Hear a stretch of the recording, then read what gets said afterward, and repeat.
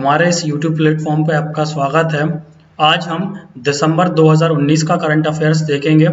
हम अक्टूबर 2019 और नवंबर 2019 का जो करंट अफेयर्स है वो हम देख चुके हैं।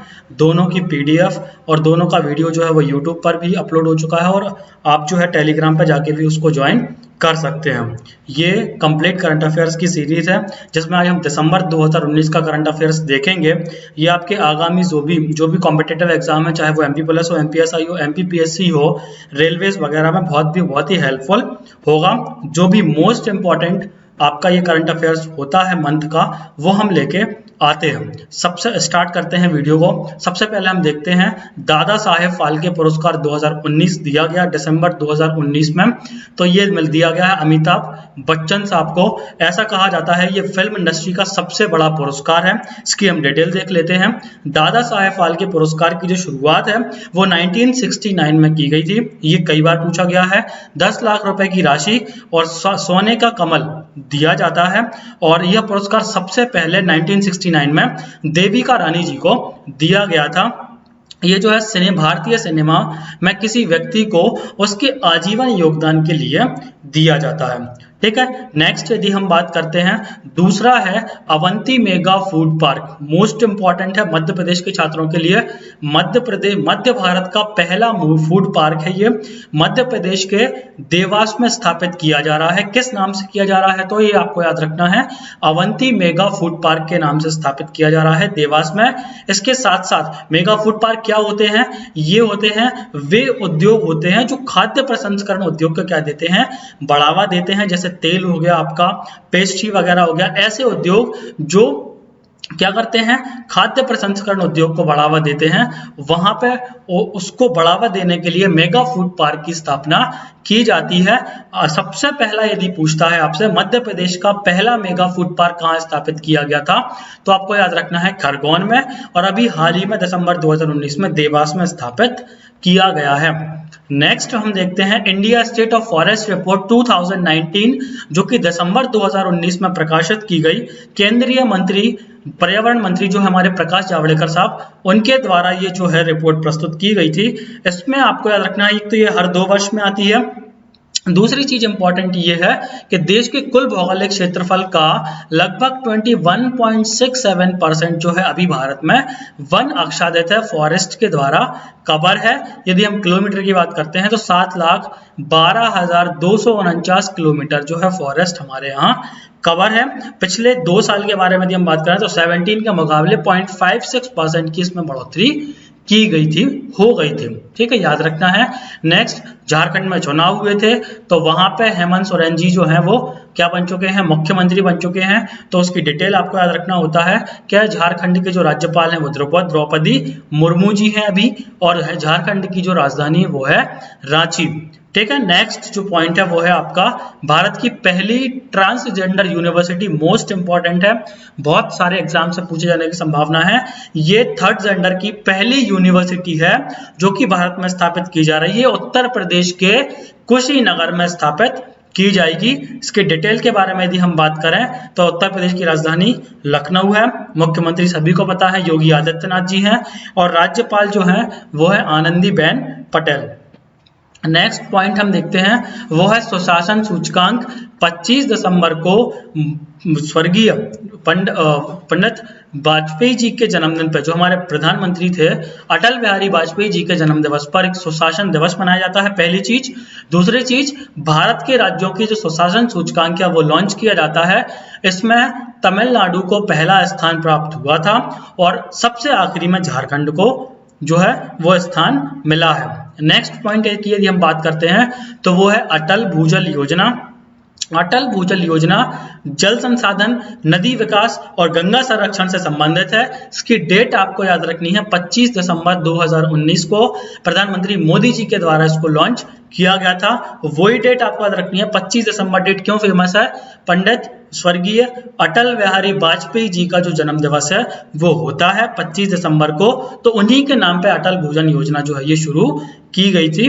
नेक्स्ट पॉइंट यदि हम देखते हैं तो फिक्की एक ऑर्गेनाइजेशन है federation of Indian chamber of commerce and industry, बहुत पुराना ऑर्गेनाइजेशन है। संगीता रेड्डी जी को इसका अध्यक्ष बनाया गया है। इसकी स्थापना 1927 में बहुत सारे एग्जाम्स में पूछा जा चुका है, घनश्याम दास बिड़ला जी के द्वारा की गई थी। भारत का सबसे पुराना व्यापारिक संगठन है। दिल्ली में इसका क्या है, मुख्यालय है। तो आपको याद रखना है संगीता रेड्डी जी जो है वो फिक्की की अध्यक्षा बन गई है। नेक्स्ट, राष्ट्रीय फिल्म पुरस्कार, राष्ट्रीय फिल्म अवार्ड 2019 की घोषणा की गई दिसंबर 2019 में, जिसमें आपको 3 जो महत्वपूर्ण चीजें हैं वो आपको याद रखनी होती हैं। इसमें लगभग आपको 15 से 20 अवार्ड दिए जाते हैं राष्ट्रीय फिल्म पुरस्कार में, लेकिन हम मेनली 3 ही आपको याद रखना है जो आपके एग्जाम पॉइंट ऑफ व्यू से इंपॉर्टेंट है। पहला, बेस्ट फिल्म कौन सी थी, तो आपको याद रखना है गुजराती भाषा की एक फिल्म थी हेल्लारो, इसको आपको याद रखना है। सर्वश्रेष्ठ अभिनेता का जो खिताब है वो आयुष्मान खुराना, जो कि उनकी फिल्म अंधाधुन और विक्की कौशल को उड़ी के लिए संयुक्त रूप से दिया गया था। सर्वश्रेष्ठ अभिनेत्री के बारे में यदि हम बात करें तो कीर्ति सुरेश, जो कि तेलुगु फिल्म की अभिनेत्री हैं, उनको दिया गया था। बहुत सारे एग्जाम्स में ऐसे क्वेश्चन भारत के ये राष्ट्रीय फिल्म पुरस्कार हो गए है ना, और भी पुरस्कार के साथ में पूछ लिए जाते हैं, तो आपको इनके बारे में थोड़ा सा ध्यान रखना है। फिर अंतरराष्ट्रीय यदि हम मुद्दों के बारे में बात करते हैं तो बोरिस जॉनसन साहब जो है वो ब्रिटेन के प्रधानमंत्री बने थे। अभी हाल ही में लगभग 5 साल में 2 से 3 प्रधानमंत्री बन चुके हैं ब्रिटेन के, लगातार चेंज होते रहे हैं। तो आपको याद रखना है हाल ही में मतलब दिसंबर 2019 में बोरिस जॉनसन साहब को चुना गया था। ये कंजर्वेटिव पार्टी से हैं। ब्रिटेन में 2 पार्टी होती हैं, एक कंजर्वेटिव पार्टी होती है और एक लेबर पार्टी होती है। तो इस बार प्रधानमंत्री कंजर्वेटिव पार्टी से बना था, याद रखना है, ये भी पूछ लिया जाता है। नेक्स्ट है, फोर्ब्स पत्रिका के द्वारा विश्व की सबसे शक्तिशाली महिलाओं की सूची जारी की गई, जिसमें भारत की वित्त मंत्री निर्मला सीतारमन को 34वां स्थान प्राप्त हुआ था। याद रखना है निर्मला सीतारमन जो है वो वर्तमान भारत की वित्त मंत्री हैं और फोर्ब्स की सूची में भी उनको जो है शामिल किया गया है। Next, time person of the year, most important question है ये। Time person of the year 2019 जो है वो ग्रेटा थनबर्ग को चुना गया है। ग्रेटा थनबर्ग के बारे में हमने पिछले वीडियो में भी जाना था, जब ग्रेटा थनबर्ग को एक अवार्ड से और सम्मानित किया गया है, लेकिन ये और बड़ा सम्मान है, ये है time person of the year. ये 16 वर्षीय एक पर्यावरण कार्यकर्ता हैं और कहाँ की रहने वाली हैं, आपको याद रखना है स्वीडन की ये रहने वाली हैं। ठीक है, नेक्स्ट यदि हम बात करते हैं तो नोबेल शांति का नोबेल पुरस्कार, जो कि सबसे ज्यादा बार पूछा जाता है, नोबेल का शांति पुरस्कार अबी अहमद साहब को दिया गया। पूछा जाएगा कहाँ के हैं, तो ये इथियोपिया, एक अफ्रीका कंट्री है इथियोपिया, उसके प्रधानमंत्री हैं। और क्यों दिया गया है, तो उसका एक पड़ोसी देश है इरिट्रिया, वहां से उन्हें संबंध बहुत अच्छे कर लिए हैं, है ना। इस अच्छे संबंध शांति की बहाली के लिए उन्हें शांति का नोबेल पुरस्कार दिया गया है। पूछा जा सकता है इथियोपिया के प्रधानमंत्री हैं, ये कौन है, तो अबी अहमद साहब। ठीक है, नेक्स्ट हम फिर भारत पे आते हैं तो जानते हैं इसरो के बारे में। रीसेट 2BR1 नाम का एक उपग्रह है जो कि इसरो के द्वारा लॉन्च किया गया। PSLV 48 के द्वारा इसको C48 के द्वारा इसको लॉन्च किया गया था। ये PSLV का जो पोलर सैटेलाइट लॉन्च व्हीकल जिसका फुल फॉर्म होता है, इसका ये 50वां मिशन है, इसलिए ये इंपॉर्टेंट हो जाता है। पूछ सकते हैं आपसे PSLV के 50वां मिशन जो भेजा गया था उसमें कौन सा उपग्रह भेजा गया है, तो रीसेट 2BR1 भेजा गया है। ये सभी प्रकार के मौसमों में काम कर सकता है। ये पृथ्वी के पर्यवेक्षण उपग्रह की तरह कार्य करेगा। आपसे ये भी पूछा जाता है कि उपग्रह कहाँ से छोड़े जाते हैं मध्य भारत में, तो श्रीहरिकोटा जो द्वीप है आंध्र प्रदेश में, वहां से इसको लॉन्च किया गया है। इसरो की डिटेल के बारे में यदि हम बात करें तो इसकी स्थापना 15 अगस्त 1969 में की गई थी। मुख्यालय बेंगलुरु में है। पर्याप्त है इसके बारे में। नेक्स्ट हम बात करते हैं, दक्षिण एशियाई खेलों का आयोजन किया गया था। तो सीधी सी बात है दक्षिण एशियाई है जो कि, तो हाँ भारत भी एक कैसा है, दक्षिण एशियाई देश है, तो भारत भी इसमें पार्टिसिपेट करेगा, पहली चीज। दूसरी चीज, दक्षिण एशिया देश इसका क्या करता है, मेजबानी करता है। तो नेपाल में आयोजित किए गए थे। भारत ने जो इसमें सबसे ज्यादा स्वर्ण पदक जीते थे 312। आप उठा के देखोगे पुलिस के पेपर, तो एमपी पुलिस के 2017 वाले पेपर में एक बार पूछा गया था कि कोई आयोजन किया गया, तो कोई इवेंट में भारत ने कितने पदक जीते हैं, तो इससे संबंधित ऐसे क्वेश्चन पूछे जाते रहे हैं, तो आपको इसके बारे में थोड़ा सा ध्यान रखना है। 173 स्वर्ण पदक जीते थे। ये द्विवार्षिक खेल इवेंट है जिसकी स्थापना 1983 में की गई थी। नेक्स्ट हम थोड़ा सा पॉलिटी के बारे में देखते हैं। यदि तो आपको ध्यान रखना होता है कि 126वां संविधान संशोधन जो है वो किया गया है। 126वां संविधान संशोधन भी है और 104वां संविधान संशोधन भी है जो कि पास हो गया है। ये लोकसभा से भी और राज्यसभा से भी। कोई क्या इससे संबंधित था ये, तो एससी और एसटी के लिए जो आरक्षण की सुविधा की गई है लोकसभा में, उसको 10 वर्ष के लिए जो है वो बढ़ा दिया गया है। 25 जनवरी 2020 को यह समाप्त हो रहा था। आर्टिकल यदि हम बात करें तो भारतीय संविधान का कौन सा आर्टिकल इससे संबंधित है, तो आर्टिकल 334 में एंग्लो इंडियन एसटी और एससी के लिए आरक्षण की व्यवस्था की गई थी और अब 10 साल के लिए ये जो बढ़ा दी गई है 2030 तक ये चलेगी। कॉन्स्टिट्यूशन का अमेंडमेंट आपको याद रखना है 126 या 104। ठीक है, नेक्स्ट हम बात करते हैं मानव विकास सूचकांक। बहुत इंपॉर्टेंट है, यूएनडीपी के द्वारा इसको जारी किया जाता है। विश्व के सबसे प्रतिष्ठित सूचकांक में से एक सूचकांक है ये मानव विकास सूचकांक, जो कि यूनाइटेड नेशन डेवलपमेंट कार्यक्रम के द्वारा जारी किया जाता है। भारत ने एक स्थान की छलांग मारकर 129वां स्थान प्राप्त कर लिया है। यदि हम शीर्ष के बारे में बात करते हैं तो नॉर्वे सबसे ऊपर है।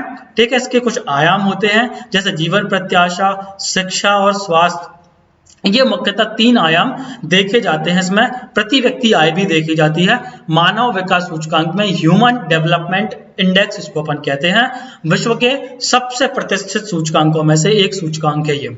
नेक्स्ट जलवायु सम्मेलन COP25 का जलवायु सम्मेलन का आयोजन किया गया। आपसे पूछा जाएगा किस देश में किया गया है, तो इसका आयोजन स्पेन में किया गया था जिसकी राजधानी मैड्रिड है। मध्य भारत के जो पर्यावरण मंत्री हैं प्रकाश जावड़ेकर साहब, उन्होंने भारत का प्रतिनिधित्व किया था। COP25 की पहली बैठक 1995 में की गई थी। कहां पे आयोजित किया गया था, तो जर्मनी के बर्लिन में इसका आयोजन किया गया था। मोस्ट इंपॉर्टेंट है, पूछा जाता है पर्यावरण से संबंधित चीजें। नेक्स्ट जो है वो है एशियाई विकास बैंक। एशियाई विकास बैंक सब जानते ही हैं, भारत एशिया का देश है इसलिए इसका भी पार्ट है ये। एशियाई विकास बैंक के नए अध्यक्ष बने हैं मासात्सु आसाकावा। ठीक है, तो एशियाई विकास बैंक के बारे में थोड़ा सा आपको पता होना चाहिए। 1966 में इसकी स्थापना की गई थी। इसका जो हेडक्वार्टर है वो मनीला में है, फिलीपींस के। ठीक है, और लगभग 67 जो है वो अभी इसके सदस्य हैं। नेक्स्ट वन लाइनर के बारे में यदि हम बात करते हैं तो कुछ वन लाइनर हैं, उनको देख लेते हैं। भारतीय सेना के नए प्रमुख बनाए गए हैं मुकुंद नरवणे साहब, थल सेना के ये अध्यक्ष बनाए गए हैं क्योंकि जो विपिन रावत साहब जी हैं उनको क्या बना, इस्तीफा दे दिया था उन्होंने। वो चीफ ऑफ डिफेंस के क्या बन गए थे, हेड बन गए थे, इसलिए उन्होंने जो है इस्तीफा दे दिया था। फिर मुकुंद नरवणे साहब जो है वो क्या बने थे, अध्यक्ष बन गए थे। ठीक है, नेक्स्ट हम बात करते हैं क्यूबा के प्रधानमंत्री। तो क्यूबा के जो है वो 4 दशक क्यूबा के प्रधानमंत्री का पद समाप्त हो गया था। 4 दशक के बाद वहां पे प्रधानमंत्री बने हैं मैनुअल मोरेरो क्रूज, इसलिए थोड़ा सा ये इंपॉर्टेंट हो जाता है। नेक्स्ट वन लाइनर के बारे में यदि हम बात करें तो मिस यूनिवर्स 2019 जो है वो साउथ अफ्रीका की जोजीबिनी तुंजी जो है चुनी गई है। ठीक है, ये भी पूछा जा सकता है।